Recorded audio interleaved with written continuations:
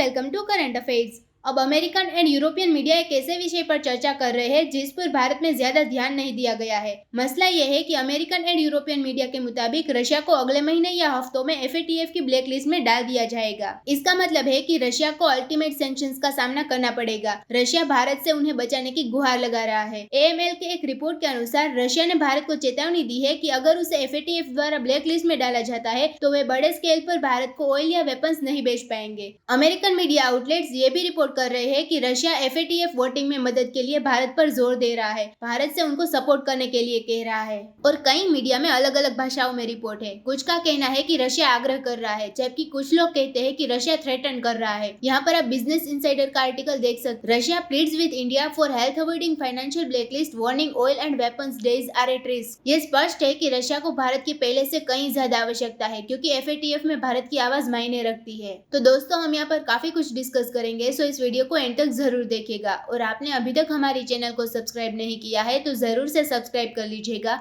ताकि हमारे वीडियो की लेटेस्ट नोटिफिकेशन आप सभी को सबसे पहले मिल सके। 1989 में G7 कंट्रीज ने एक ऐसी बॉडी एस्टेब्लिश करने का निर्णय लिया जो money laundering and terrorist financing रोक सके। FATF को इन सब एक्टिविटीज पर रोक लगाने के लिए बनाया गया था, क्योंकि आतंकवादियों को सीधे पैसे न मिले, ब्लैक मनी को वाइट किया जाता है और टेररिस्ट ऑर्गेनाइजेशंस को भेजा जाता है ताकि वो लोग कोई बुरे काम ना कर सके। पिछले कुछ सालों में FATF ने terrorist financing and money laundering पर कंट्रोल लगाने के लिए स्पेशली अपनी ब्लैकलिस्ट एंड ग्रे लिस्ट के साथ कमेंडेबल कार्य किया है। इंडिया, रशिया एंड चाइना सहित कई देश FATF में शामिल है। FATF के पास किसी देश को पनिश करने या ग्रे लिस्ट या ब्लैक लिस्ट में डालने का मैकेनिज्म है अगर वो टेरर फाइनेंसिंग या बड़े स्केल पर मनी लॉन्ड्रिंग को बढ़ावा देता है या रोकने में फेल रहता है। भारत में हम अक्सर पाकिस्तान को उसके कार्यों के कारण FATF ग्रे लिस्ट में होने के बारे में सुनते हैं। हालांकि टर्की, पाकिस्तान का पड़ोसी मुल्क, अभी भी FATF की ग्रे लिस्ट में है, जो कुछ हद तक पाकिस्तान को रिप्रेजेंट करता है। अब बात करते हैं FATF की ब्लैक लिस्ट की। ब्लैक लिस्ट ग्रे लिस्ट से ज्यादा डेंजरस होती है। एक बार किसी देश को ब्लैक लिस्ट में डाल दिए जाने के बाद वो ग्लोबल इकोनॉमिक सिस्टम से कट जाता है। Iran, Myanmar and North Korea हाल में ब्लैक लिस्ट में है। आप इन देशों से किसी कंपनी का इमर्जिंग या वहां होने वाली किसी इन्वेस्टमेंट के बारे में नहीं सुनेंगे। अब पॉसिबिलिटी है कि वेस्टर्न कंट्रीज कलेक्टिवली रशिया को FATF की ब्लैक लिस्ट में डाल सकते हैं। आपको आश्चर्य हो सकता है कि क्या रशिया मनी लॉन्ड्रिंग या टेररिस्ट फाइनेंसिंग में एंगेज है। इसका जवाब है कि FATF ने इस मामले में कोई बयान नहीं दिया है। FATF के मेंबर कंट्रीज, जिन्हें व्हाइट लिस्ट कंट्रीज के रूप में माना जाता है, ये तय करते हैं कि किन देशों को FATF की ब्लैक लिस्ट या ग्रे लिस्ट में होना चाहिए। India, US, Saudi Arabia, China and Russia सभी FATF के मेंबर्स थे। नाउ रशिया ये बात समझता है कि इनके पास टाइम बहुत कम बचा है। FATF के मेंबर्स देशों के बीच वोटिंग होगी और अगर मेजोरिटी एग्री होते हैं तो रशिया को ब्लैक लिस्ट में डाल दिया जाएगा। हालांकि रशिया को अभी भी उम्मीद है कि इंडिया और चाइना सहित कई फ्रेंडली कंट्रीज इस निर्णय का विरोध कर सकते हैं, क्योंकि यहाँ पर GCC जो कंट्रीज है, गल्फ कोऑपरेशन काउंसिल, वो भी शामिल है। उसके अलावा चाइना की अलग से मेंबरशिप है, यहाँ पर हांगकांग की अलग से मेंबरशिप है, सऊदी अरेबिया भी मेंबर है। रशिया को उम्मीद है कि ये फ्रेंडली कंट्रीज रशिया को बचाने के लिए US पर दबाव डाल सकते हैं, लेकिन प्रो US कंट्री उस ग्रुप में ज्यादा है और उस ग्रुप के हेडक्वार्टर भी फ्रांस में है।